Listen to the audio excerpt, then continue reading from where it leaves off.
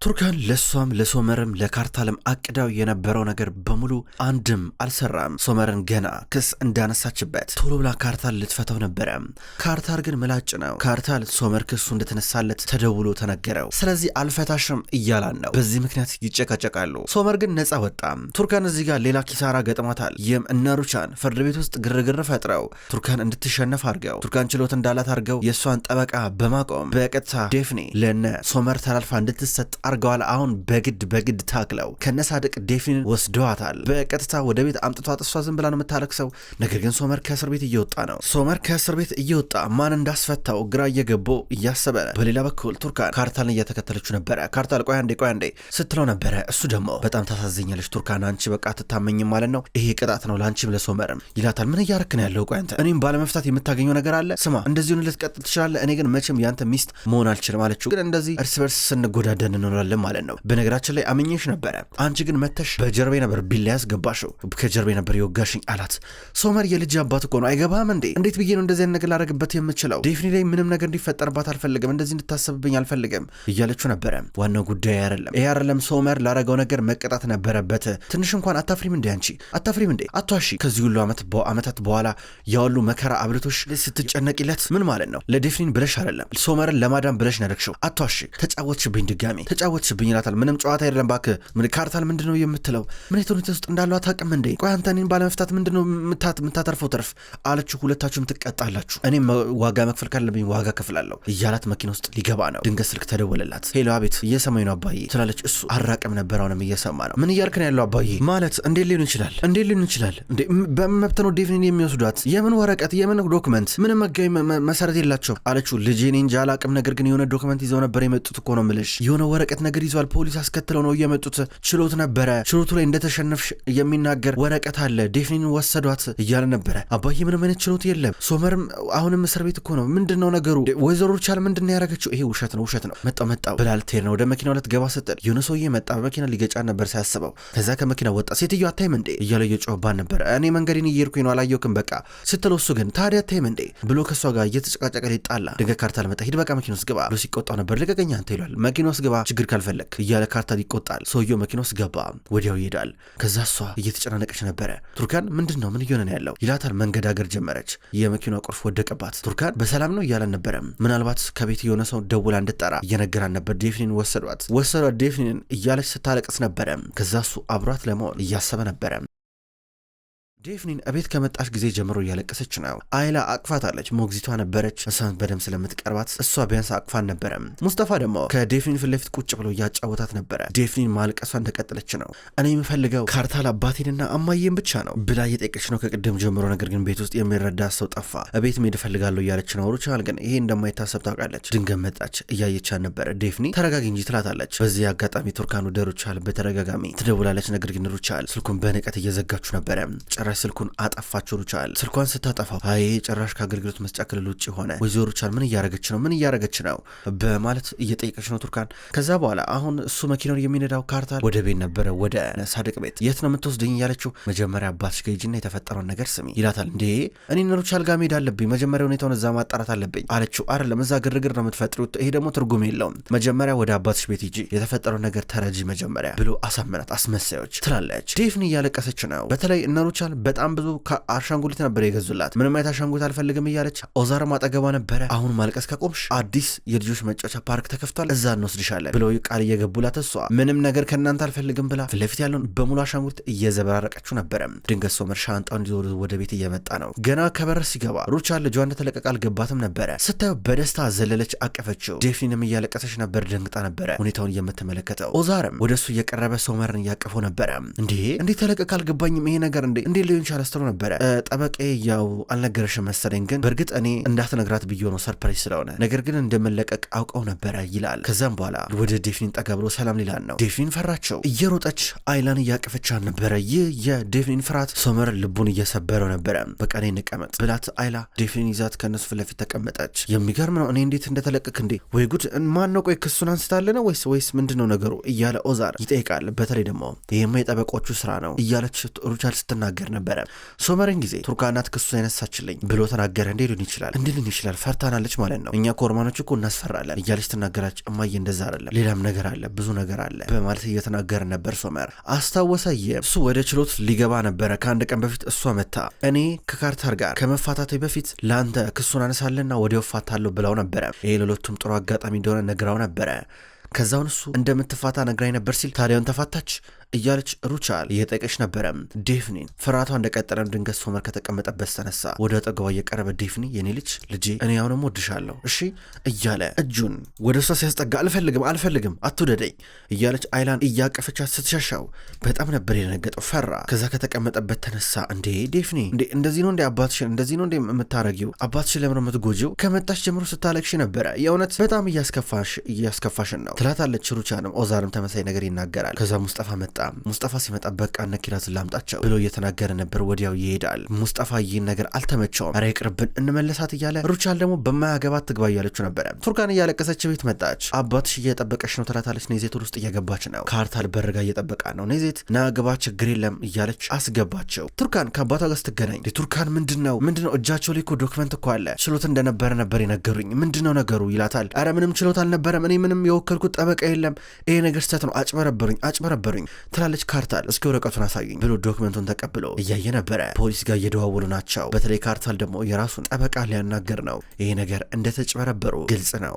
በአንድ በኩል አይላ ደግሞ ዴፍኒን በውጭ በኩል ቁጭ አርጋ እያጫወተቻት ነበረ። ሶመርና ሩቻል በርቀት ቆመው ይህንን ሁኔታ ይመለከታሉ። እማዬ ነገሩ በጣም ከባድ ነው ከማስበው በላይ፣ እች ልጅ ትጠላኛለች፣ ምንድነው ነገሩ? ይሄ ለእኔ ከባድ ነው ሲል ነበረ። ሶመር ያው ስትለምደው ዴፍኒን ያው ማልቀሷን ታቆማለች፣ ችግር የለም ስለሱ አታስብ፣ ግን ይሄ ማለት የቤት ስራ የጠበቀ ማለት አይደለም፣ ከባድ የቤት ስራ ነው የሚጠብቀ፣ የልጅን ፍቅር ማግኘት እኮ በጣም ከባድ ነው ትለዋለች። በዚህ ሁኔታ ሆነ በርቀት እያዩ ይገረማሉ። መቼም ቢሆን ከቱርካን ጋር ያለውን ነገር ግን ሰላም እንዳይወርድ እያለች እየጠየቀች ነው። ስለሷ ጥሩ ነገር ሲናገር ስለሷ ጥሩ ነገር አትንገረኝ እያለች ነው። ከዛ ቱርካን እንደተፋታችና እንዳልተፋታች ለማጣራት ደወለ። ሲደውል እንዳልተፋታች ነገሩት። እማዬ ከካርታል ጋር እኮ አልተፋታችም አላት። ነገር ያለው እቺ ልጅ እኮ ሌላ እቅድ አላት እያለች ሩቻን አሁንም ቢሆን ድሮም እንደማታምናት እየተናገረች ነበረ። ነገር ግን ቱርካን በቀጥታ ወደ ቤታቸው መጣች። ዴፍኒ ብላ እየጮች ነው። ወደ ውስጥ እየገባች ከበር ድምጿን ሩቻል ሰሙ። ቶሎ ሶመር ሂድ አለችው። እንዳታያት ብላ ነበረ። ሁለቱ እንዳይተያዩ ፈልጋለች። ሩቻል በፍጥነት ወደነ ዴፍኒ ሄደች። ዴፍኒን አነሳቻት። በአንድ በኩል ቱርካን ይሄን ቤት በደንብ ታውቋለች። ወደ ሩቻል ቢሮ ገባች። እየፈለገቻ ነበር ዴፍኒን ፍለጋ በጓሮ በር ልትወጣ ነው። ሩቻል ደግሞ ዴፍኒ ይዛት እጇን ይዛ እየሮጠች ነበረ። አንተ ምን እያረክን ያለው አለችው። ሶመርን ስታገኘው ምንም ማድረግ ያለብኝ ይላታል። ጠበቃ መጣ። ከዛ እንዳሸነፍከኝ ሆነ ነገሮችን አጭበረበርክ አለችው። ያው ቱርካን ከዚህ በኋላ እንደዚህ ነው የሚሆነው እያለ ነበር። ስሜቴ የማይስጥ ነገር አታወራ፣ ምን ማለት ነው ለምን የምታጭበረብሩኝ ስትል ነበረ። ይሄ የፍርድ ቤት ውሳኔ ነው፣ እዚህ ጋር መጭበርበር ምናምን ነገር የለም፣ ነገሮችን ለማስተካከል ከፈለግሽ አሁንም ፍርድ ቤት ሂጂ ሲላ ነበር። በፌክ ዶክመንት ነው ልጅን ለመውሰድ የሞከራችሁት። ስማ እኔን አስፈቅደህ አይደለም፣ ላረከው ነገር ትጸጸትበታለህ ሶመር፣ በጣም ዋጋ ትከፍላለህ። በላውን ዴፍኒን ታለች። ዴፍኒን አምጣት ወስዳታለሁ ስትል ነበረ። ከደበቃችሁበት ዴፍኒን አምጡ ብላ እየጮች ነው። መጮኋን ቀጠለች። በጮት ቤቱን አቀለጠችው። ዝም በይ እስቲ ዝም ምንድነው የምትይው እያለ እጇን እያዘ ነበረ። እሷ ዴፍኒን እያለች መጮኋን አላቆመችም። ቱርካን ትሄጂ ይሻልሻል ሂጂ እያለ ነበር። የትም አልሄድም ዴፍኒን ሳልወስዳት የትም አልሄድም ትላለች። መጮሽን አቁሚ፣ ዴፍኒን እዚህ ትቀራለች፣ ዴፍኒን እዚህ ትሆናለች ከአባቷ ጋር። ምንም የምታመጪው ነገር ስለ ጮሽ ምንም የሚፈጠር ነገር ያለ መስሎሽ ነው? እባክሽ ከዚህ ጀሆን ችግር አትፍጠሪብኝ እያለ ነበረ። ኧረ እባክህ ይሄ ነው ሽልማቴ ሶመር ይሄ ነው ሽልማቴ፣ እኔ እኮ ከእስር እኮ አድኛለሁ እኮ ስትሉ ነበረ። አሁን እኔን እስር ቤት በውሸት አስገባሽኝ፣ በውሸት ደግሞ መልሰሽ አስወጣሽኝ። ምሮ የምታወሪው ምሮ ትልቅ ነገር የሰራሽ ነገር የምትመስይው ሲለ ነበር። ስለምን ውሸት ነው የምታወራው? ዴፍኒን ስጠኝ ሶመር፣ ዴፍኒን ካልሰጠኝ ከዚህ የትም አልሄድም እያለችው ምንም ማድረግልሽ ነገር የለም፣ ዴፍኒን እዚህ ትቆያለች። ክደሽኛል ጭራሽ። እንዴት ነው በሱ በካርታል ስሟን ያስመዘገብሽው? ሜት ክህደት ነው ይላታል። ደንግጣ እያየችው ነበረ። በሆነ አይንሽን በጨዋጥበሽ ድጋሚ ከመምጣትሽ በፊት ቀደም ብለሽ ናስይበታን ውጪ ከዚህ እያላ ነበር እየጎተተ እያስወጣት። በአንድ በኩል ሩቻል ዴፍኒን የሆነ ቦታ እያስቀመጠቻት ዴፍኒን ምንም አልገባትም። ሩቻልን ተናዳ እያየቻት ድንገት ነበረ ቱርካን ዴፍኒ ብላ ስትጮህ በድንገት ነበረ የእሷን ስም የሰማቸው ዴፍኒ። ከዛም በኋላ ቱርካንን አየቻት። ሁለቱም ተያዩ። ከዛ በኋላ ሩቻል የዴፍኒን እጅ እየያዘች ስትታገላት፣ ሶመር ደግሞ ቱርካንን ይዞ ከበር እየወጣ ነበረ። ከዚህ በኋላ ድጋሚ እዚህ መተሽ እንዳትጮሂ እሺ፣ ከዚህ በኋላ ልጅሽን በሳምንት አንዴ ነው የምታገኛት ይላታል። እንደዚህ የሚባል ነገር አይሰራም፣ ልጅን ወስዳታለሁ ብላ ትከራከራለች። በአንድ በኩል ሩቻል የዴፍኒን እጅ ይዛ በሳምንት አንዴ ታያታለሽ፣ ቅዳሜና እሑድ ታያታለሽ፣ ታገኛታለሽ፣ ችግር የለም ብላ የጎተተቻት። በዚህ መንገድ እናትና ልጅ እየለያዩ ናቸው። በሁለቱም አጋጣሚ ልብን በጣም የሚሰበርና የሚያደማ ነበረ። ቱርካን ዴፍኒ እያለች ትጫዋለች። ሶመር ደግሞ አታልቅሽ በቃ ከዚህ ሂጂ እያላን ነው። ዴፍኒንም እያለቀሰች ነው ማየ እያለች። አይላ በዚህ ሰዓት ላይ በጣም ተጨነቀች። ድንገት ሳድቅ መጣ። ስመጣ አንተ ሶመር በጣም ባለጌ ነው ይለዋል። እንዲህ አባዬ ሳድቅ እኔ ምን አደረኩ ሲለው ነበር። አባዬ አትበለኝ፣ በጣም ነው የምታሳፍረው። የእውነት ልጄ እዚህ ጋር ሌላ ነገር ታደርግላለች፣ አንተ ደግሞ ትበቀላታለህ፣ ታሳፍራለህ። ቱርካን ነኝ በቃ አይዞሽ ይላል። ሶመር ምንም ማለት አልቻለም። ወደ ውስጥ ገባ። ቱርካን አይዞሽ፣ እኛ አሁን የራሳችንን ክስ እንመሰርታለን፣ ችግር የለም ይላታል። አባዬ ድምጿን ሰምቻለሁ እኮ ድምጿን ሰሞት ልጄን ያምጧት ዴፍኒ እያለች ልጽዮ ነበር። አሁን ይህን ስላረግሽ ምንም የሚመጣ ነገር የለም፣ ራሳችንን በህግ መንገድ ነው መሄድ ያለብን እያለ አባብሎ መኪና ውስጥ አስገባት። እየሄዱ ናቸው። ሙስጠፋ ይህን ነገር በርቀት ይመለከታል። በጣም እያዘነ ነበረ። ተገቢ እንዳልሆነ ያውቃል። በድንገት ስልክ ተደወለለት። ሄለው እያል ነበር። ሄለው እኔ ቪጋን እባላለሁ ከካርታል ድርጅት ነው የምደውልልህ እያለችው ነበር። ምን ልትኝ ነው ደግሞ አንቺ? ያው እዳይን በተመለከተ እንዳለ እዳይን ከፋፍያለሁ አለ። ስለ እዳህ ላወራ ለሚመጣው ሙስጠፋ ላወራ የመጣው አብረን እንድንሰራ ነው እያለችው እሱ ጠቀም ያለ ትርፍ እንደሚያገኝ ስትነግረው ተሳስተሻል የኔ እናት ብሎ ስልኩን ዘጋው። ቪጋን ከካርታል የቀረበላት ጥያቄ ነው። ካርታል ምን አይነት ዓላማ እንዳለው አይታወቅም። አሁን እሷ ካርታል ቢሮ ሲገባ ተከትለው እየገባች ነበረ። አቶ ካርታል እያው ሙስጠፋ ጋር ደውዬ አላልከኝም ነበረ? ደውዬለን ነበረ እያለች ቶሎ ስትናገር ቪጋን ቆይ ሌላ አስቸኳይ ጉዳይ መጥቷል፣ ይኸውልሽ ከአቃቢ ጋር እንድገናኝ ቀጠሮ ያዥልኝ፣ እሺ ጠበቃም ያስፈልገናል፣ እያንዳንዱ ነገር በደንብ አዘጋጂ፣ በተለይ ደግሞ ከዚያ አቃቢ ጋር እራት አብረን እንበላለን፣ ብዙ የምናወራው ነገር አለ ይላታል። እንዴ ነው ታዲያ ፍቺው ተጠናቀቀ ትለዋለች። ከዛ እሱ ወረቀቱን አሳያት። ይህንን ዴፍኒ በፍርድ ቤት የምትወሰድበትን የፍርድ ቤት ውሳኔ ሲያሳያት ደነገጠች። እንዴ ሊሆን ይችላል ስትለው ነበረ። ሳርቅ ቱርካን ይዟት ቤት መጣ። ቱርካን እያመማት ነው። ቁጭ ብላ የልጇን አሻንጉሊት ይዛ እያለቀሰች ነው። እንዴት እንደዚህ ይክዱኛል ስትል ነበር። ሳርቅ ደግሞ እንቀበላቸዋለን መልሰ አታልቅሽ እያላል ነበረ። እና ኔዜትም እየተናወጡ ናቸው። በተለይ ኔዜት መሽቀን ነው ያ ሶመር የሚባል ሰው ከቱርካን ጋር የተጋባው ስትል ነበር። በተለይ ደግሞ መጀመሪያ ሩቻን ፍላጎት እንዳላት በተለይ ደግሞ ሲገናኙ ከዚህ በፊት በደንብ ሳይገባቡ ሳይታወቁ በፊት ገበስ ስታያት ሰላም ስትላት ሩቻን ምን ፈልጋ እንደሆነ ባይገባትም ኔዜት ግን አብራ ተመሳይ ነገር ስታሳይ ነበረ። ከዛም በኋላ ሩቻን ቱርካንን ለልጇ እንደምትፈልጋት ይህን ሀሳብ መጀመሪያ የነገረቻትም ለኔዜት ነበረ። ኔዜት ሄዳ ለነስሪን እሷ ናት የነገረቻት። ምን ነው ይዛለት መላሴ ድርቆ በቀረ ባልናገር ኖሮ እያለች ነው። ሜኔ በሌላ በኩል ልጇ የምትማርበት ትምህርት ቤት ውስጥ ጽዳት ተቀጥራ እየሰራች ነው። ከዛ በኋላ ተማሪዎች የሚወጡበት ሰዓት ደረሰ። ከዛም በኋላ ተደብቃ ልጇን እያየቻት ነው። ሙስጠፋ የራሱ ልጅ ኤፌ እንዲሁም ሙስጠፋን ይዞ እየሄደ ነበር። ተደብቃ ማየቷን ቀጠለች። በሌላ በኩል ሴርዳር እና ዱኑሽ አብረው ናቸው ሆስፒታል ውስጥ። ከዛም በኋላ አሁንም እሷ ለምሮ ከአይሊን ጋር የምትጨቃጨቀው እያለችው ከዛ አይሊን ድንገት መታ መልካም ዜና እየነገረቻት ነበረ። በ1 እስከ 2 ሳምንት ውስጥ የኬሞቴራፒ ሕክምና እንደሚጠናቀቅና ዱኑሽ በመጨረሻም ተስፋ እንዳላት ነገረቻት። ይሄ የምስራች ነው። ዱኑሽን ጊዜ በልበቃ ሴርዳርና አይሊን ታረቁ ብላ እያጨባበጠቻቸው ነበረ። ሁለቱ ሲጨባበጡ አሁንም ቢሆን ውጥረት አለ በመካከላቸው። ሳድቅ ስልክ እየደዋወለ ነው። በራሱ በግሉ ከፖሊስ ጋር ግንኙነት እያደረገ ነበረ። ይህም የሴት ልጁ የቱርካን ነገር እንዲፈታ ልጇ እንድትመለስላት። ቱርካን ታመመች። ሄደ ልጇ ክፍል አልጋ ላይ እየተኛች ነበረ። በአንድ በኩል ዴፍኒንም ብትሆን ነገሮችን ለመላመድ እየሞከረች ነው። ድንገት ኪራዝ እንዲሁም ኤፌ መጡ። ዛሬ ትምህርት ቤት የሳሉትን ነገር እያሳዩ ነበረ። ለምን አልመጣሽም ይሏታል። በተለይ ደግሞ ኪራዝ ፊቷን ክስክስ አርጋ ኮስተር አርጋ ነበረ የምትመለከታት። ከዛም ባለ ሶመር እሷ እህትሽ ናት ሲላት ኪራዝ እኔ እህት አልፈልግም፣ ስለምን እህት ነው የምታወራው ስትል ዴፍኒን በጣም እያስከፋቻን ነበረ።